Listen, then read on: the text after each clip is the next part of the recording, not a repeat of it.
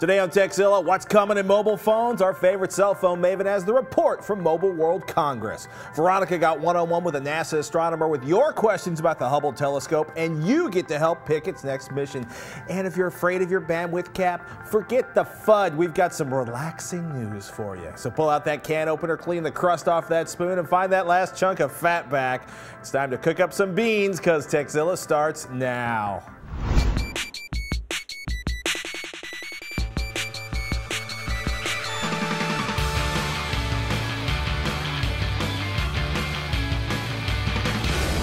This episode of Tekzilla is made possible by Squarespace, GoDaddy.com, and Netflix.com. I'm Patrick Norton. I'm Veronica Belmont. Welcome to Tekzilla, hands-on reviews of the latest tech and how to make the best of the tech you already own. Whether you're a beginner or someone who's been around the technology block a few times, if you've got a question about your cell phones, broadband, Windows 7, OS 10, Blu-ray, or the best pizza in North Jersey, we've got an answer, especially this guy. Yeah, and if you don't, we'll track down someone who does. So, punk rock dude, I'm so jealous that you went to the Dropkick Murphy show. I did go to the Dropkick Murphy show, and I actually stopped in the midst of my enjoyment of my beloved, probably my favorite Dropkick Murphy song ever, Barroom Heroes, to take a picture of the people singing on stage. Yeah, how'd that come out? Really weird. I used one of those new applications. It's like that takes multiple pictures at once on the iPhone, and I thought it was going to take multiple pictures, but it takes like a bunch of little tiny pictures in the same picture file. So it's the same, yeah, I get what you're saying. I also heard that Tom Merritt and Josh Lawrence, who accompanied you, are both ill now. What say you about that? I have nothing to do with Josh Lawrence's illness, but I'm waiting eagerly to hear back from Tom Merritt to see if the cheese, because apparently he got food sickness. Oh, so that's Saturday nice. You night. had a cute little like wine and cheese party before you went to go see the Dropkick Murphys? Chili with cheese. I had chili with cheese. The baby had it. Tom's wife had it. Tom's very fragile. He's Tom very is fragile constitution. Oh man! I also employed a very high-tech set of earplugs because the whole tinnitus thing. Mm-hmm. Yeah, I forgot my earplugs, so I like ripped a chunk off my bandana, ripped it in half, and stuffed it end in each ear. So like custom molds, kind of. Custom molds, instant custom molded. All right, well, enough of this punk rock business. I'm so jealous you got to go to the show, but we have questions to answer. Questions. I'll check with you next time. All right, yeah, let me know. One of the more recent downsides of broadband internet is a data cap, and a few of you were wondering what to do about it. Like Daniel, who asked us, digital cable costs $130 a month. With the economy the way it is, I'm going to be turning it off and streaming my television fix off of sites like Hulu, and Provision 3, of course. I'm also going to run Netflix movies and my gaming on my Xbox 360. My internet package has a 40 gigabyte maximum monthly consumption cap. I'm really worried about burning through my bandwidth and having them turn off my service. Cable modem is the only high-speed internet service I can get. What can I expect to happen now that I'm using my internet for my sole means of television? Daniel in Phoenix, Arizona. Wow, 40 gigabytes, huh? Comcast 250 gigabytes seems awful generous these days. Yeah. Apparently. I don't know who your provider is, but that kind of blows. Daniel, it all depends on how many Netflix movies and how many hours of Hulu and Revision 3 you watch, and at what resolution. If you watch 8 hours of TV and movies a month, you're golden. You should be okay. If you watch 8 hours a day, a 40 gigabyte cap could make life a little interesting. Yes, it could. You Just probably, a little bit. Yeah, you probably want to start by tracking your bandwidth consumption. A typical HD-ish movie is around 1.5 gigabytes. You have 40 gigabytes total. An hour of streaming Hulu varies between 480 kilobits per second and 700 to maxing out at 1,000 kilobits per second for the 480p version. That's 216 megabytes to 450 megabytes per hour. Not too bad. By the way, if you want to turn kilobits per second into gigabytes, the forit.com bandwidth conversion calculator is really useful. So what happens, right, when you start looking at the kilobits per second, you turn that into sort of the gigabytes that you're being measured on. 10 hours of HD Hulu is over 10% of your monthly allotment of bandwidth. 40 hours is nearly half your monthly allotment, and you throw in 6 Netflix movies, that's another 9 gigabytes. It can start to add up if you're a heavy user. Well, the rest of your network activity should be pretty trivial, but in any case, if you're really super nervous, start tracking how much bandwidth you use. We lay out some options in Tekzilla 49. Avoid the Comcast cap, which really is looking pretty generous. I'm kind of okay with my Comcast situation right now. And the truth is even the 40 gigabyte, I'm not going to call 40 gigabytes generous, certainly not as we're just starting to move towards really serious HD video online, but it's livable. It's livable. It's livable for sure. Certainly at sort of the bandwidth consumption of video today, unless you like to watch, download 100 movies a month. Well, now that Hulu isn't on Boxy anymore, there goes one of my options for using up my bandwidth cap. Yeah, but what about those iTunes videos? Still to come, space is the final frontier, and you can be a part of it. And we talked to PC Mag's cell phone expert, Sascha Segan, about, well, what's coming up in cell phones. But first, we want to take this time now to thank one of today's sponsors, Squarespace.com. Here to tell you more about them is one of the masterminds behind Revision 3's eventual takeover of the planet, David Prager. Hey there, it's David Prager, co-founder of Revision 3. I wanted to come on here to Tekzilla to thank one of the sponsors that makes the show possible, and that sponsor is Squarespace. If you haven't heard of Squarespace, they're a web publishing platform as well as a hosting platform. What they allow you to do is basically create a website and put it online, and they provide tools that make you able to tool it around to look like pretty much anything you want, as well as all kinds of functionalities that you'd expect from any website. If you've been on the web, you can see all the different things that you can do online, from viewing videos, submitting videos, having a platform to say things, show images, suck in feeds from different sites you might have online. What this allows you to do is use their features to drag and drop and pull in things, change color palettes and all kinds of design features to really customize it and make it look the way you want. It's really cool because it does all of the back-end coding for you and lets you control just the front end and be really in control of what you're doing without really being able to have the technical chops or needing the technical chops to do the back-end stuff. And even better, Squarespace has put together a special deal to get 10% off your entire order for the lifetime that you use Squarespace. If you go to the site, squarespace.com, use the promo code TEKZ, that's T-E-K-Z, you'll get 10% off for the lifetime that you use Squarespace to create your own site, blog, professional business site, anything like that. Check it out, squarespace.com. Welcome to this week's freebie download pick, a free program that we find useful, fun, or incredibly interesting. This week's pick, Duplicate Cleaner. We all have them, whether it's just a few downloads or an entire music library. Let's face it, duplicate files are a byproduct of our computing lifestyles. And while getting duplicate files is as easy as getting wet in the shower, at least if you turn the water on, eliminating them is a whole nother matter. There is no towel. Thankfully, there's Duplicate Cleaner. Once you launch the application, select the driver folder you wish to get rid of duplicated files. Of course, what makes Duplicate Cleaner so powerful is that you can adjust the search parameters to seek out files based on the type, size, name, date, and you can even filter out OS critical system files just in case you want to avoid having any issues with deleting the wrong file in the wrong place. And if you're trimming out your photo collection, a nifty image preview function lets you look at any JPEG, bitmap, or GIF before you toss it in the trash and lose that treasured memory. Duplicate Cleaner. It's a super effective and super free way to ensure you make the most of your limited hard drive space. The GSMA Mobile World Congress is one of the world's largest, if not the largest, exhibition in the mobile phone industry. And in the midst of it all was Sascha Segan, mobile phone expert for PCMag.com. You might remember him from back at CES. We asked Sascha to join us today to give us the insider's view of what to expect in call and handset technology in the coming months. Welcome back to the show, Sascha. Thanks a lot, Pat. This was a huge, huge trade show, huger than my huge hands in this Skype video. It was 8 buildings in Barcelona, 4 days, solid cell phones, a lot of stuff for 2009. I would say the big story that I found was the resurgence of Windows Mobile. Now, everybody had been saying that Windows Mobile was kind of deadish. But wait, I'm the only person I know that's ever had a Windows Mobile phone, though. Are you saying it really is back? Yeah, it sounds like it's really back, and it's not necessarily just Microsoft pushing it. LG has committed to produce 50 Windows Mobile phones over the next 4 years. Wow. Why is it coming back? Why all of a sudden is Windows? Because Windows Mobile has been kind of sort of creeping around. You know, some people use it. There's some nice phones from HTC, but literally it was the other smartphone operating system. Why all of a sudden is it back? Is Microsoft spending money? Did they do something right with this version of the operating system? Well, all the big manufacturers want to get into the one part of the cell phone market that's expanding, which is smartphones. They want to have a bigger smartphone portfolio, and so they're feeling around for OSs.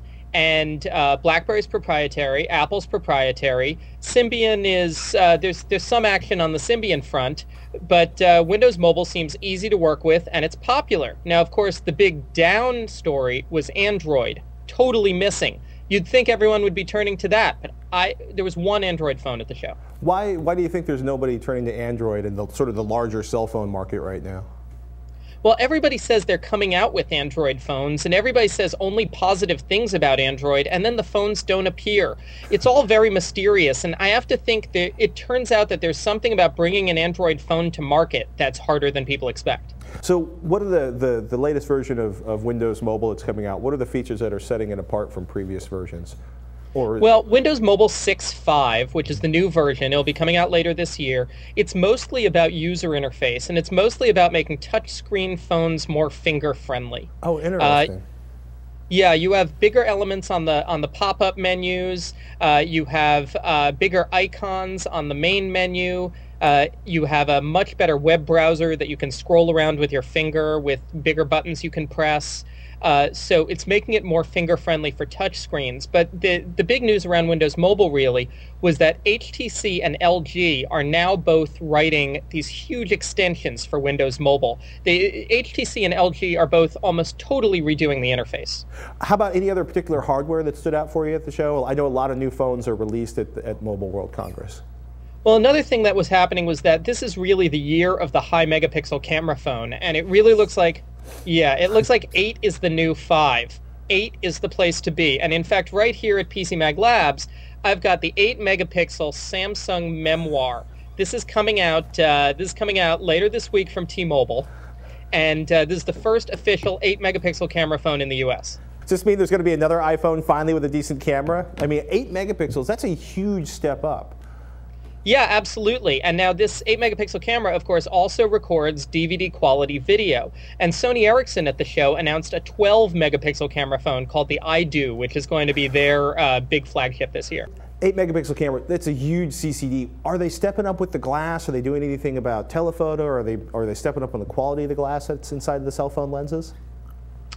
Well, we're still not seeing any optical zoom. That does seem to be something still really missing from the camera phone landscape, but it does look like everybody has really allied with a lens provider. For instance, Samsung is hanging out with Schneider Krusnak, and Nokia has a high-end lens provider. Casio has a high-end lens provider. So yeah, on these high-end digital camera phones, you're starting to see bare lenses. What else in the hardware side of things was exciting at Mobile World Congress?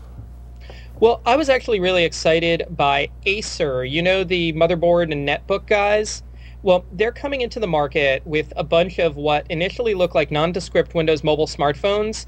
Then you find out that they're trying to make them free with contract. Really? Yeah, they want to do to the smartphone landscape what their netbooks did to the laptop landscape. That's an interesting thought. So just basically taking the cost of the hardware practically out of the equation. Absolutely. These guys at Acer say they can use their huge scale as a major PC manufacturer, and they can use their relationships that they've developed in the netbook market to create smartphones that are radically cheaper than anyone else's. Is any of the carriers in the United States sniffing around this idea, or is anybody interested at all? Well, Acer already has a deal with AT&T. They're doing those $99 netbooks at Radio Shack with the AT&T contracts.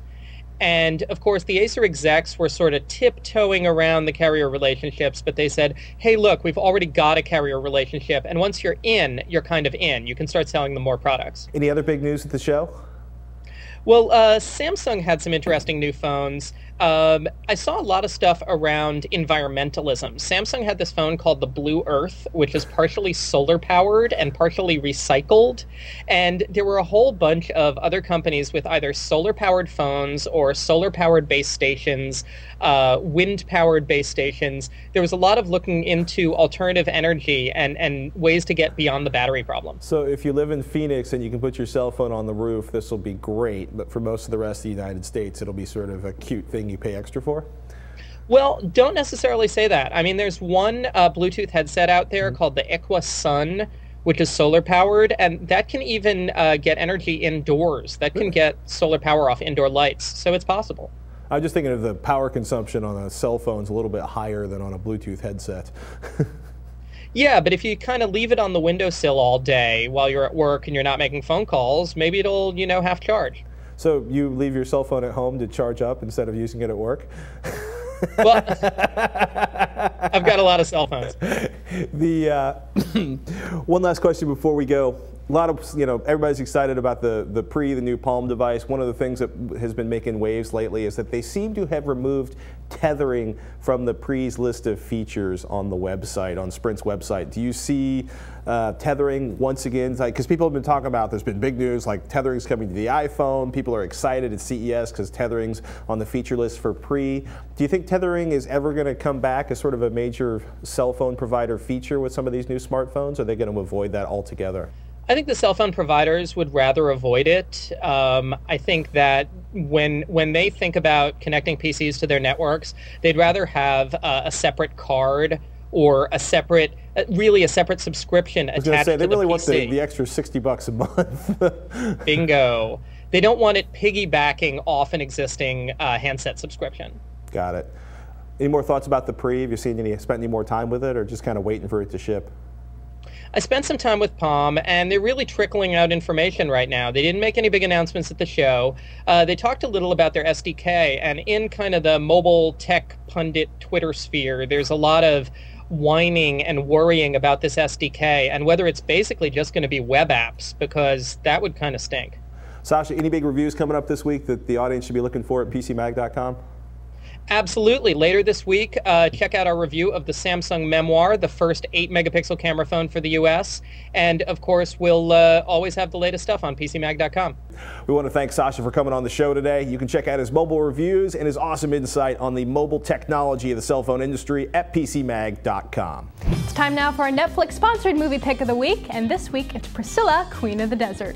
This hilariously heartwarming film tells the tale of 3 drag queens, played by Terrence Stamp, Hugo Weaving, and Guy Pearce. The 3 friends take a road trip in an RV through the Australian outback, traveling through several small towns, meeting people who aren't exactly used to such extravagantly fabulous personalities. Sparkles, feathers, and ABBA galore, this movie belongs in your Netflix queue now. And don't forget to check out the other 90,000 titles available at Netflix, including tons of Blu-ray titles, with free shipping both ways to your home. And because they now have over 40 shipping centers, almost all deliveries happen in just one business day. The Netflix plans start from $4.99, but as a new member, you can get a no-risk 2-week free trial membership. Check it out at www.netflix.com/Tekzilla. And don't forget those dubs. Looks like it's time for another website we just can't get enough of. A website that we just can't stay away from because it's too useful, too funny, or just too darn irresistible. This week's pick, Cornify. Okay, things around here are about to get really ridiculous. Are you on a website right now? Does it have a suspicious lack of unicorns? Thank goodness for Cornify.com. As the internet's #1 resource for unicorns and rainbows, you can use their service to brighten up any old website. Here's how it works. Simply take the bookmark button and drag it to your bookmarks toolbar. Whenever you visit a page on the internet, clicking that bookmark will immediately cause that site to have significantly more unicorns and rainbows on it than before. This is really important if you're reading any kind of depressing or disturbing websites. Has world news got you down? Cornify! The stock market tanking? Cornify! And finally, if your personal website could use some cheering up, you can even add your very own Cornify button.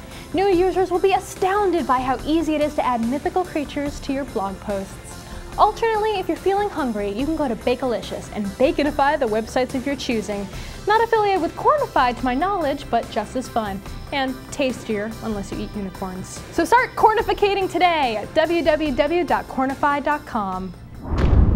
NASA's letting you vote on the Hubble telescope's next mission, and we're kind enough to loan us an astrophysicist to answer your Hubble questions. Welcome, Dr. Frank Summers. Thank you so much for being here today. Thank you very much. So you do the outreach, you're the outreach astronomer at NASA's Space Telescope Science Institute, which sounds very prestigious. Well, it's a place here in Baltimore, Maryland, and we control the science program of the Hubble Space Telescope. So it is a bit prestigious. We're very happy to be in this job. It sounds like a lot of fun, too. So we took a bunch of questions from listeners of ours on Twitter and on our website and all over the place, and they gave us a bunch of really good questions. The first one is from Frank Zappa 174, and he tweets, "What's the average time between the Hubble taking a picture and the public actually seeing it?" Well, this is a good question because it varies an awful lot. The fastest amount of turnaround time we've had between when Hubble takes the observation and when it appears for the public to see it has been about 8 hours. And that was when Mars was at its closest it's been in like 65,000 years. And what we did is we took the observations, we got it processed really quickly, and we got it out to the public the same day. And that was probably the fastest we've ever done a turnaround on observation. The longest one, well, it's going to be like a decade, simply because we're still processing the observations we've taken back in the 90s. But I guess in sort of average, it'd be about a year or two, because the astronomers take some time to process their observations before they come up with the science result, and then we produce the images from that. Now, one thing that you guys can kind of put to rest, Michael Q asks, why don't you guys just use the Hubble to take pictures of the moon landing to shut up those conspiracy theorists? Yeah, those conspiracy theorists are everywhere. Well, unfortunately, Hubble can't look and see the artifacts on the moon. And let me explain it a little bit more carefully. There's 360 degrees in a circle, and then you can divide each of those degrees up into 60 arc minutes. And then you can divide each of those arc minutes up into 60 arc seconds. Now, Hubble's resolution is 1/20th of an arc second. So 1 pixel in Hubble's highest resolution images is 1/20th of an arc second. And you think that's really, really small, except the moon is really, really far away. The moon is over 250,000 miles away. And at that distance, 1/20th of an arc second corresponds to about the size of a football field. So 1 pixel of the moon in Hubble's highest resolution images only sees a football field, and there's nothing that we left on the moon that's larger than a football field. You know, the space rovers and the landers are all much, much smaller than that. So unfortunately, we can't get images of them. Not quite as easy as it would seem then. Well, not with this generation of telescopes. Give us a few more generations. But I gotta say, if you're a conspiracy theorist and you believe we could actually fake the moon landings, don't you think they probably believe we could Photoshop a Hubble image to fake it too? True, there's never a good answer, is there? Yeah, conspiracy theorists will believe what they want to believe. Walter Henrique tweets, how much artistic modification is done from those great pictures that we see from the Hubble? Is that what the Hubble really sees, or do you guys play with it a little bit? Okay, well, first of all, let me just remind people that Hubble is not a camera. Hubble is a scientific instrument.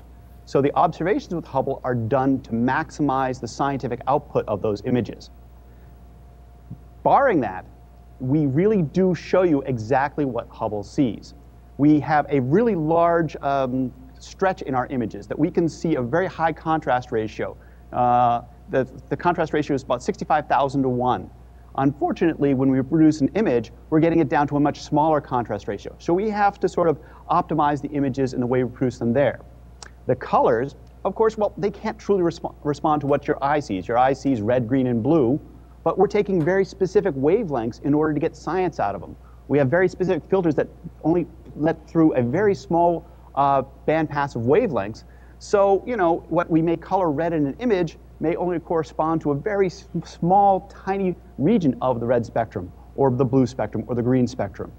So while they are scientific data that is presented in a beautiful way, there's no real lying about the data set. You know, it's all truly the Hubble observations. They just happen to be processed to make them look as beautiful as possible, given the constraints of science. I like how you said getting the science out of them. Well, we're really trying to get all the science we can out of these images because, I mean, this is an expensive telescope. It's one of the best telescopes, and it's an extremely highly competitive telescope. You know, you have to be really, really good to get observations on Hubble. We've had a lot of questions about the end of the Hubble Space Telescope and what's coming next. And Fee500 First tweets, how is Hubble's successor coming along? Is it still planned for a 2013 launch? Okay, so the next of NASA's great observatories. There have been 4 great observatories so far.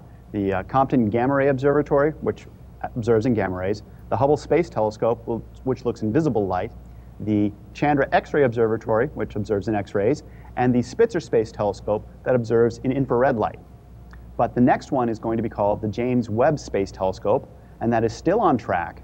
And James Webb combines the best of Hubble with the best of Spitzer, because Hubble has the finest resolution in visible light, and Spitzer observes in the infrared. So if you take that really fine resolution and you observe in the infrared, well, then you've got the James Webb Space Telescope. And that is still on track for a launch in 2013. Of course, that's a few years out, and in NASA, you know, things do slip every now and then. So what do you hope to see with the Webb versus Hubble?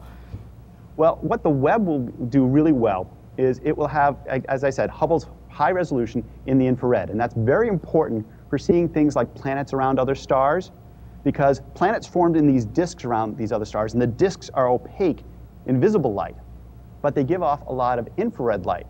So if you had Hubble's resolution in the infrared, you'd be able to see a lot more details in these disks, and you would be able to see a lot more of planets forming around other stars. Excellent. And now this is kind of a sad question, but Cal Crash wants to know what will happen with the Hubble telescope when it's all finished? Is it going to disintegrate? Is it going to crash land to Earth? What's going to happen? Okay, so the fate of Hubble has not been decided just yet. But in the servicing mission that will happen in May of 2009, we're going to put on what we call a deorbit module. Basically, it's a plate on the bottom of the Hubble Space Telescope, so a future mission can go up and take hold of the plate of the Hubble Space Telescope.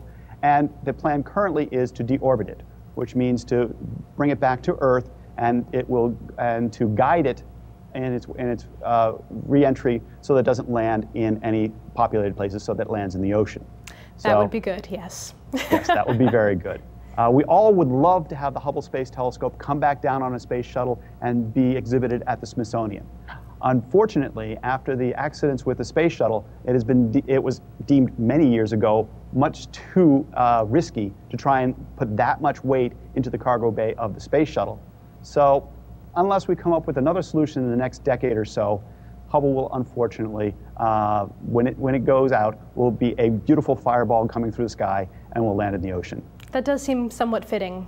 It's kind of a majestic way to go at the end of all its hard work. It will definitely be a majestic meteorite coming through the atmosphere. So we have spiral galaxy NGC 5172, star-forming region NGC 6334, interacting galaxies ARP 274. Those are 3 of the 6 potential missions listed at youdecide.hubblesite.org. Do you have any personal favorites that you want to talk about, or do you see any particular one winning for that next mission for the Hubble? Well, the current one in the lead is the interacting galaxies ARP 274. But I got to say my personal favorite is the star-forming region, NGC 6334. No matter which one wins, the Hubble image of it will be fantastic. And this is one thing we've learned over and over again, is that if we choose our targets well and process the images well, we end up with some really great images. And so no matter which of the 6 images wins, we'll have a fantastic image for you in April. Dr. Frank Summers, thank you so much for being here and answering all of our questions today. And you guys have to be sure to vote on Hubble's next mission. Voting ends March 1st, so get it done today at youdecide.hubblesite.org. And be sure to check out his podcast, Hubble's Universe Unfiltered, at hubblesite.org/go/unfiltered. But coming up, more of your viewer questions, but first a word from one of the sponsors that makes this show possible, GoDaddy.com. If you want to make an impact online, GoDaddy.com has what you need. .com names as low as $1.99, plus world-class hosting, fast and easy website builders, and much more. Your website visitors, prospects, and customers are wary of websites and online businesses that aren't what they claim to be, and worry that their personal and financial information might fall into the wrong hands. Turn your visitors' concerns into a competitive advantage with the ironclad protection of a GoDaddy.com secure certificate. Plus, enter code TEK5, that's TEK5, when you check out, and save an additional $10 off of any order of $40 or more. Some restrictions apply. See site for details. Get your piece of the internet at GoDaddy.com. Looking for a magical blend of taste and refreshment? Then my custom tea blend, Veronica's Berry Zinger, is just the thing. Check it out at www.adagio.com/Tekzilla. Adagio also has teapots, teaware, and tons of other unique loose leaf teas. A tin of Veronica's Berry Zinger and an Ingenuity teapot would make for the perfect studying gift. Get your tea on at www.adagio.com/Tekzilla. Last week, Mark was on the hunt for a place to recycle alkaline batteries and electronics around Cheyenne, Wyoming. Well, a fellow member of our illustrious Tekzilla crew, Andrew, wrote in with a great online tool to help anyone, anywhere, find places to recycle just about anything. He writes, "Hey Tekzilla team, I stumbled upon Earth911.com recently while I was trying to find out where I could recycle some old computers and CDs. They have all the local recycling places for electronics and just about anything else recyclable. Hope this helps." From Andrew. Awesome, awesome find. That is an awesome site. We actually searched Cheyenne on Earth911.com and found out that you can recycle e-waste and, more importantly, alkaline batteries at the Cheyenne Household Hazardous Waste Collection Depot. It's open March through September, and we'll recycle single-use batteries, computer electronics, paints, heavy metals quite possibly, but you are going to have to hold on to those batteries for a few more days, Mark, because they are closed from the end of September until the beginning of March. Why. It gets very cold in Cheyenne in the winters. And well, it's then probably they can just freeze all the things. yes. Just freeze them. Someday we'll right? go to Cheyenne on a meetup. Oh, but you're not supposed to freeze batteries because then they. No, actually, you put them in the freezer. Oh yeah, to you help put them in the last freezers longer. to hold them longer. Is that Coffee, really true? It actually cooling off batteries is good up to a point. Coffee you as long should as you're not not freeze. trying to run them. That is something I found at Revision 3 that makes me very unhappy. Even if they use crappy Starbucks, putting coffee, especially coffee beans, in the freezer causes the oils on the coffee beans to break down, which affects the taste over time. Mm-hmm. So don't do that. Don't freeze your coffee beans. You may think that you're preserving them, but you're actually causing them to degrade faster. Should I even bother to point out to you that we have coffee grounds and not coffee beans, and therefore are Philistines in the coffee universe? Yeah. Yeah. I didn't want to bring up that part. I let it slide. I'll point you to the person. You can have the death match over where to store the coffee. Oh my Speaking of batteries, goodness. we got an email from a sailor, a sailor, that can't believe we're not using Rechargeable in our studio. Chad writes incredulously, I noticed Patrick's comment about not being able to use rechargeable batteries in the studio last week. I'm in the military and I depend on plenty of battery-powered gear. I've been using the Energizer E2 AA's for about a year now. They've powered my Canon PowerShot S5 IS through thousands of shots without being swapped, and I've put tens of hours on 160 plus lumen flashlights running off a pair of them. I guess I'm asking if y'all have tried these batteries. If y'all have, what gear are you using where they don't cut it? Chad in the U.S. Navy. Howdy, Chad. Hi, Chad. My dad deployed actually on carriers from 64 to 68. Once or 200 times in my teenage years. He mentioned there being a right way, a wrong way, the Navy way, and his way. And no, he wasn't a chief. Although my grandfather was a master sergeant, but that's an entirely different level of mayhem. Rechargeable Your batteries. dad was Master Chief? No. Only in the furniture industry. Rechargeable batteries are incredible compared to what they used to be. Sorry, I'm just envisioning my grandfather in Halo, and it's really boggling It's kind my of mind. awesome. It's a really frightening concept. Rechargeable batteries are incredible compared to what they used to be. I've actually converted my entire house to Energizer E2 batteries myself, and everybody in TV uses rechargeable batteries for their cameras. Big fat camera, big fat battery. And in television production and studio production, the AA and 9-volt batteries in our mic packs and IFBs are considered mission critical.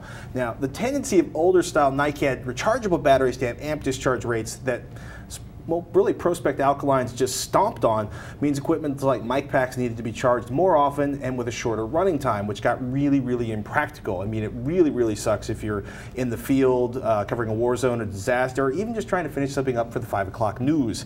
Alkalines have a known quantity for long-term storage, 7 years average, and the ability to work in temperature extremes, Sahara, Arctic, they're good.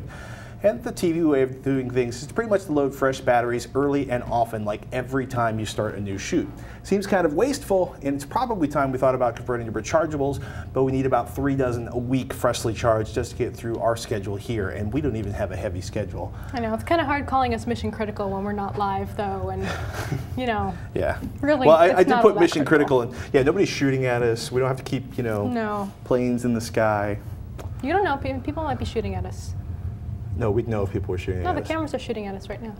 Different Ha kind ha! of shooting. Get it? You're having a Tom moment. Stop punning, Tom. I hope you feel better, and I hope it I wasn't- learned from the best. I hope it wasn't our cheese. It was your cheese. My cheese nearly killed Tom. For all of you watching, we live on your questions. So email us, Tekzilla@revision3.com. Tech help, product reviews, how-tos. You ask us, we'll answer them. But we need those emails, so don't be shy. Send them into Tekzilla@revision3.com. Or even better, send us in a video question. Think of all the fun you can have and the admiration of all your friends and family when they see your mug on our show. Just keep it to 15 seconds, upload it to YouTube, and send us a link in an email with video question in the subject line. Oops. Learn some magic, fool your friends, and earn yourself a free drink at the same time by watching Scam School with host Brian Brushwood.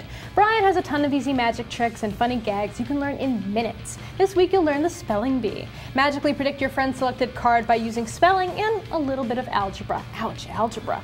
Catch a new episode of Scam School every Thursday at noon Eastern. And as always, you can visit our forums at revision3.com/forum. Thanks so much for watching. I'm Patrick Norton. I'm Veronica Belmont. Till next time, you've been watching Tekzilla.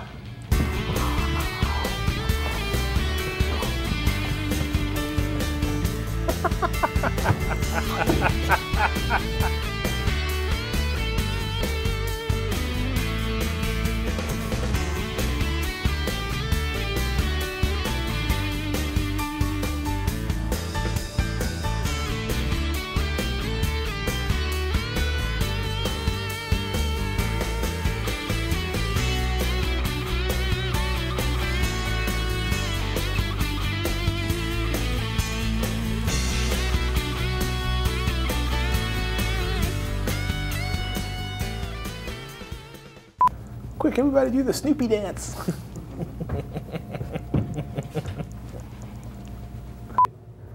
Ooh, Actually, Roger. put it on Her left cheek. well, put it on her left front pocket. Ooh. Ooh. Ooh. That was awesome. Oh, I live to make Roger uncomfortable. 3, 2.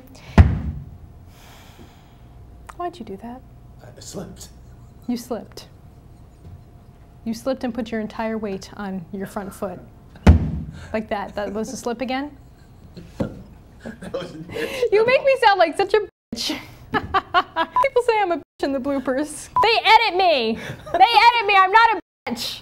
Bad viewers. I'm getting a spanking.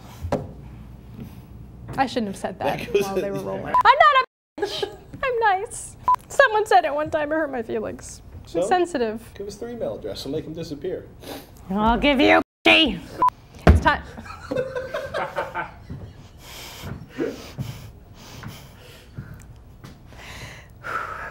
Going to my happy place. I'll be hiding in the bathroom behind the steel door. My happy place.